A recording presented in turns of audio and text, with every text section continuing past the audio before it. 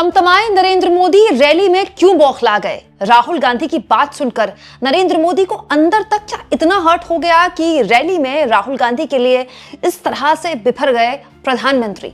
इसमें कोई दो राय नहीं है दोस्तों कि बजट सत्र में जिस तरह से राहुल गांधी ने अपने एक भाषण में पूरी की पूरी सरकार को हिलाया है, सारे के सारे मंत्री लाइन लगाकर इस वक्त राहुल गांधी को जवाब देने के लिए खड़े हैं, चाहे वो अमित शाह हो, चाहे वो पीयूष गोयल हो, चाहे वो शिवराज सिंह चौहान हो। लेकिन यह कम था कि मोदी जी ने खुद मोर्चा संभाल लिया।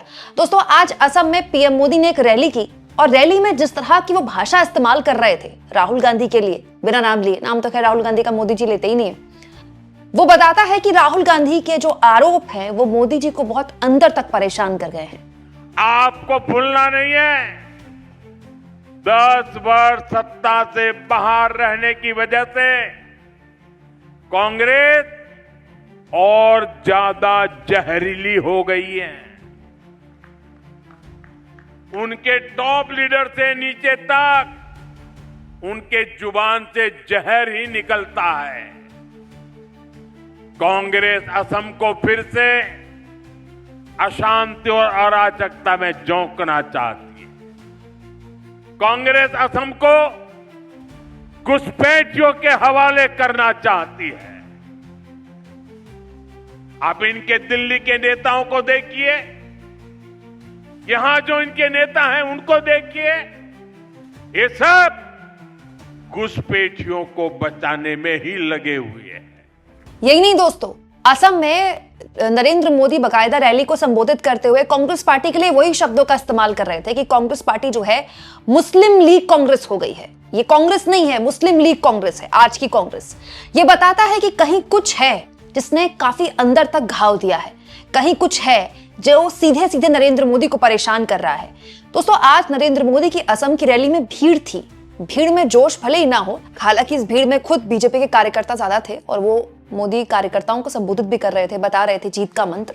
लेकिन पूरी रैली में जिस तरह से कांग्रेस पर उन्होंने फोकस किया, इससे ये तो पता चलता है कि असम में कांग्रेस टफ फाइट दे रही है बीजेपी को। जबकि तब जब बीजेपी 10 साल से सत्ता में है और हेमंत बिस्वा शर्मा उन मुख्यमंत्रियों में है जो कि केंद्र के बड़े बहुत पसंदीदार मुख्यमंत्री हैं, बहुत लाडले मुख्यमंत्री हैं।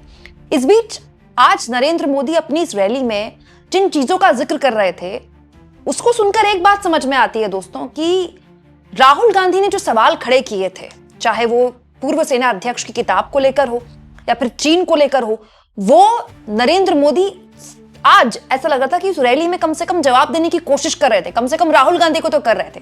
नरेंद्र मोदी ने दोस्तों आज पुलवामा हमले की बरसी है उसका जिक्र करते हुए सर्जिकल स्ट्राइक का जिक्र किया और जिक्र किया ऑपरेशन सिंदूर का भी, और यह भी बताया कि उनकी सरकार कैसे सख्त फैसले लेने वाली सरकार है, राष्ट्रीय सुरक्षा को ध्यान में रखने वाली सरकार है। नरेंद्र मोदी को क्यों ये बातें पता नहीं पड़ रही है मैं आगे आपको बताऊंगी, और आज रैली में क्यों पीएम ऑपरेशन सिंदूर का जिक्र कर रहे थे, सख्त फैसलों का जिक्र कर रहे थे, कांग्रेस की कमजोरियों को यहां पर याद दिला रहे थे। लेकिन पहले सुनिए मोदी ने कहा क्या। उन बेचारों को नींद नहीं आती, नींद नहीं आती, और जब नींद नहीं आती है तो दिन में कुछ भी बोलते रहते हैं। साथियों, आज की कांग्रेस हर उस विचार, हर उस आतंकी को कंधे पर बिठाती है जो देश का बुरा सोचता है, जो लोग देश के टुकड़े टुकड़े करने का सपना देखते हैं, जो लोग नॉर्थ ईस्ट को भारत से अलग करने के नारे लगाते हैं, वो कांग्रेस के लिए पूजनीय बन चुके हैं।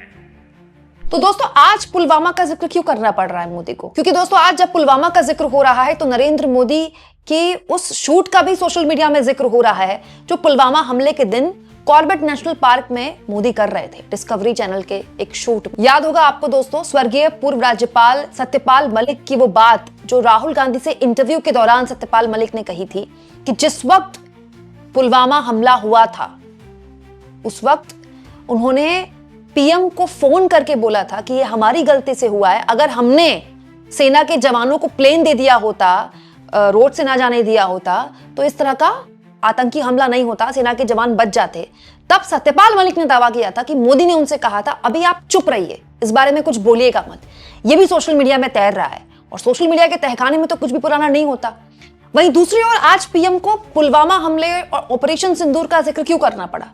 मत भूलिए दोस्तों कि इस बार एक्चुअली में जो सबसे गहरा घाव नरेंद्र मोदी की सरकार को राहुल गांधी ने दिया है, इसमें कोई दो राय नहीं है कि वो जनरल नरवणे की किताब के पन्ने लहरा कर दिया है। अब इसके लिए पब्लिशर चाहे कुछ बोल ले और दिल्ली पुलिस चाहे एफआईआर दर्ज कर ले, लेकिन उस किताब के पन्ने लहराकर राहुल गांधी ने एक चीज स्थापित कर दी कि जब भी फैसले लेने की बारी आई, मोदी सेना के पीछे जा छुपे। जब सेना ने उनसे पूछा कि सामने चीन के टैंक आ रहे हैं, क्या करें, तो 2 घंटे बाद जवाब मिला, जो उचित समझो वो करो। और यही वजह है कि वो किताब, उसका जिक्र और उसके पन्ने भले ही संसद में बोलने नहीं दिए गए हों, लेकिन अब सोशल मीडिया में उन पन्नों का देश भर में जिक्र है। कारवान मैगजीन का सब्सक्रिप्शन बढ़ गया क्योंकि लोगों को वो पन्ने पढ़ने थे। I am saying that you have sold India. Are you not ashamed of selling India? Do you have no shame of selling India? You have sold our mother, Bharat Mata. Do you have no shame? The interesting thing is that the Prime Minister would not sell India under normal circumstances. He will not do it. You know why he sold India? Because they are choking him. They've got a grip on his neck. दोस्तों, आज प्रधानमंत्री जिस तरह से अपनी बातें national security की रख रहे थे, कांग्रेस को कोस रहे थे और कांग्रेस की लीडरशिप को कोस रहे थे कि कांग्रेस की लीडरशिप जहरीली हो गई है, उसकी यही वजह है कि दोस्तों भारत अमेरिका की जो ट्रेड डील हुई, उसमें राहुल गांधी ने जिस तरह से मोदी के लिए कहा कि मोदी ने भारत माता को बेच दिया, वो इस सरकार को अंदर तक घाव दे गया है।